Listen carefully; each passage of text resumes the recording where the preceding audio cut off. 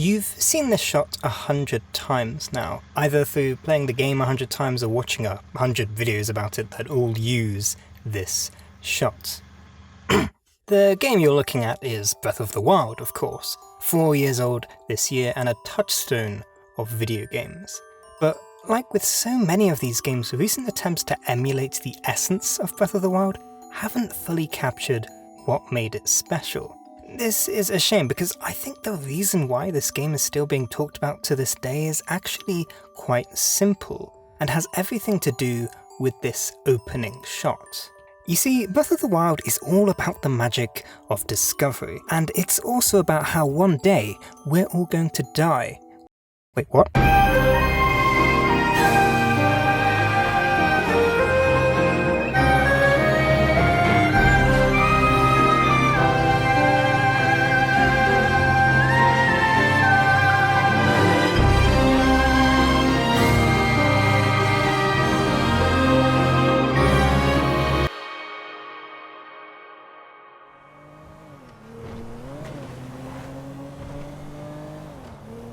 Picture this, it's 2017 and we are all sick of open world games. Grand Theft Auto 5 is long past, the Ubisoft open world workplace harassment engine is still going strong.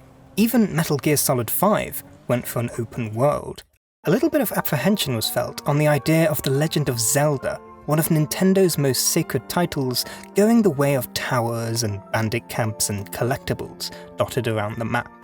But Nintendo were crafty. They deftly dodged these tired ideas of open world design by building the game around one core concept: discovery. Everything about Breath of the Wild works around this idea, and I mean everything. One of the first things that you see in Breath of the Wild is the Temple of Time, and it tells you all you need to know about the world. It's been 100 years since the calamity, and everything is still in ruins. Everything is overgrown and trying to recover.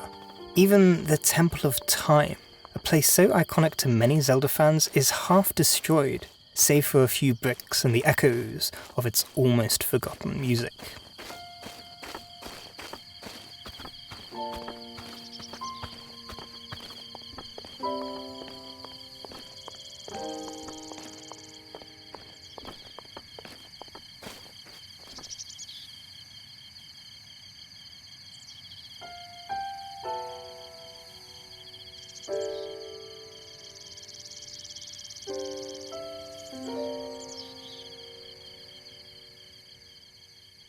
These places feel real. They might not have purpose, but you'll still want to look around. Sometimes you can come across destroyed towns with nothing in them.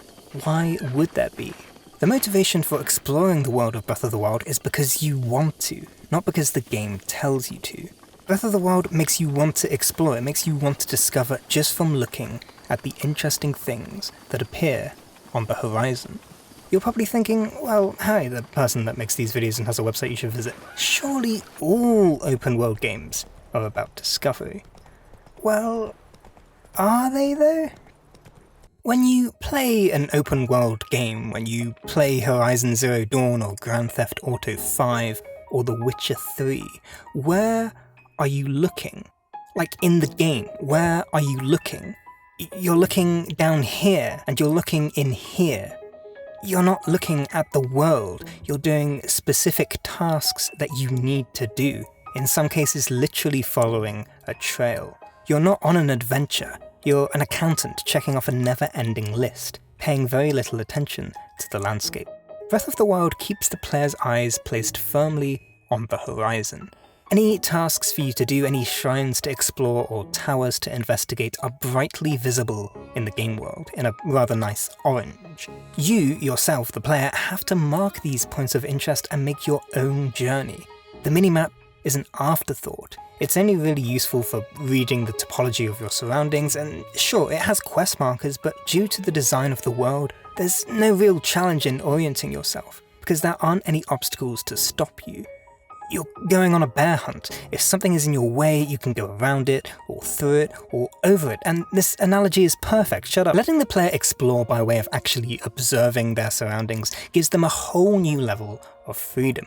They're not following any set path, but allowing themselves to get distracted, all because they're looking at the world and not a trail of breadcrumbs. Breath of the Wild can only do this by abandoning the traditions of open-world games past, keeping almost everything that you need to do rooted in the actual game. But there's more. I've written that in all caps. It's not just the actual world of Breath of the Wild or the way it gets you to explore it, but also the systems that the game has, and how completely unknowable they are. What does that mean? Well, let's take a look at Korok seeds.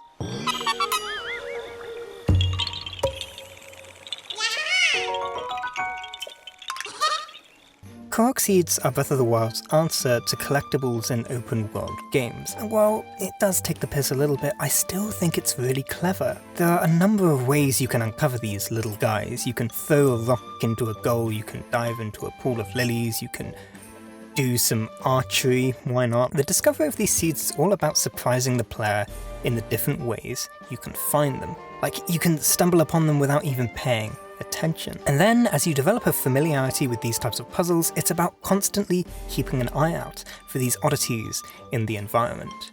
It's basically like The Witness, but it's not shit. Got him. This extends to everything about the game. There is always something to discover. Look at the chemistry system that Nintendo made to produce reliable results when interacting with the world. Some of this is insane. You have your usual fire spreads, put the balloon on the raft to make it float, feed the jelly into the flame, but like, did you know that you can throw a rusty sword into an Octorok and they will spit out a cleaned version? The systems in Breath of the Wild are a black box. It's very difficult to figure out what's going on. And there's a real sense of unknown here, which makes discovering how all of this interacts a lot more fun.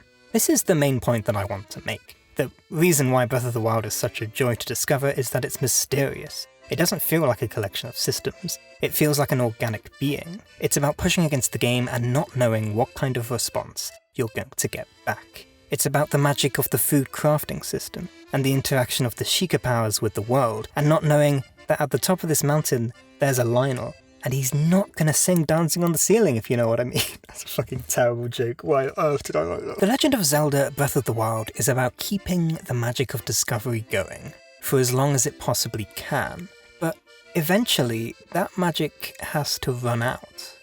What happens then?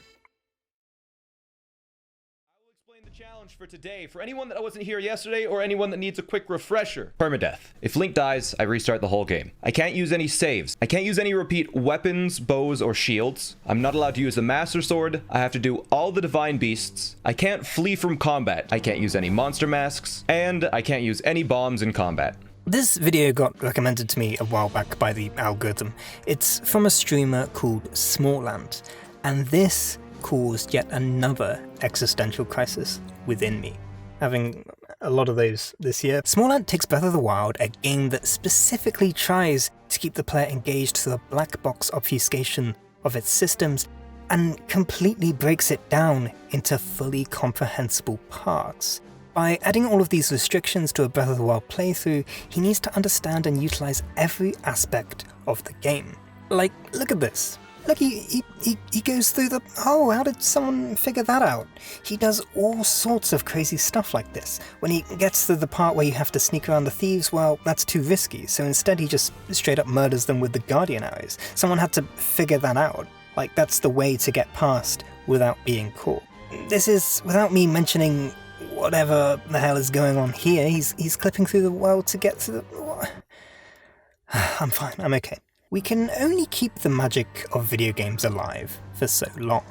After my recent playthrough of Persona 3, I was no longer a cool vampire hunter with a death wish, but a man who hasn't had enough sleep with 5 different Chrome tabs open, trying to find the best persona to fuse. It was no longer about the game, but about the game of playing the game. Yeah, that makes sense. Eventually, we are going to reach an understanding of any game systems, to the point where the magic of discovery isn't there anymore.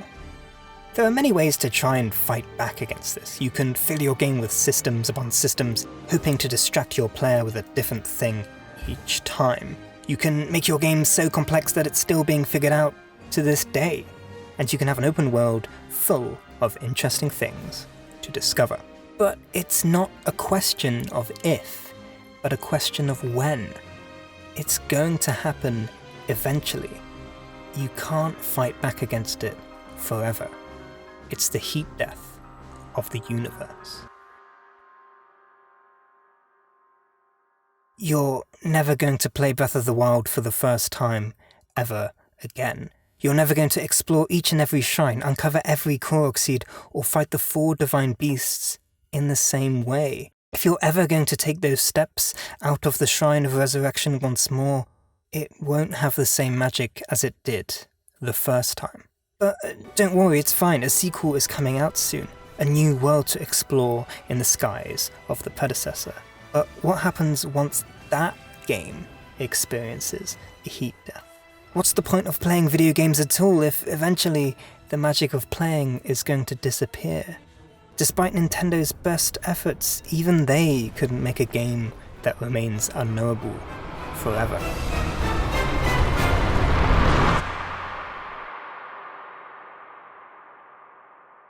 I'm being pessimistic, of course. The point of video games is to experience something, even if the magic of that experience is fleeting. So, yes, we've seen this view time and time again. I don't feel the same way as I did the first time I saw it, but it still looks breathtaking.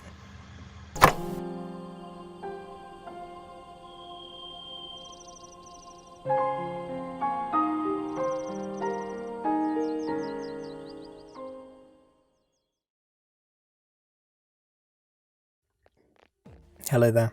I hope you're doing well. I hope you are good. It's been a while.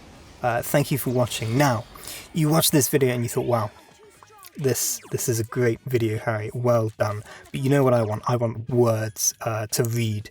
Is there any way I can do that? And you're definitely going to like the answer that I've got for you because, yes, you can go to videogamesabout.co.uk where there are words there about video games. You heard me talk about Persona 3 in the video, right? You want to know what my thoughts were on this PlayStation 2 JRPG from 2006? Don't worry, you can. It's there.